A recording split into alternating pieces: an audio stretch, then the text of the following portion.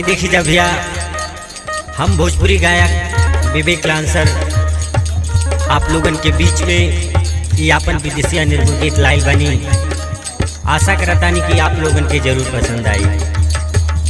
आई देखी जा भैया, एगो औरत अपना सखी से अपने सैया जी के बात बतावतिया, कैसे बतावतिया, कौना भाव में। नैहर लागे